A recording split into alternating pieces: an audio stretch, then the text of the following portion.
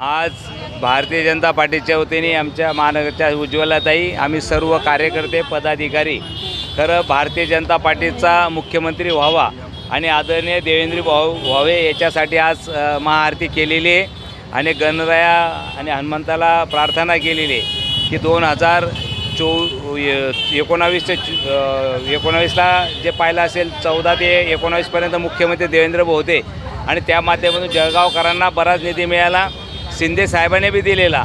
पण मला वाटतं जे आमची संख्याबळ असताना सर्व कार्यकर्त्यांची अपेक्षा आहे की भारतीय जनता पार्टीचा मुख्यमंत्री व्हावा आणि आदरणीय देवेंद्र भाऊ व्हावे। आज याच्यासाठी आम्ही हनुमंताला साखळ घातलेले महाआरती केलेली।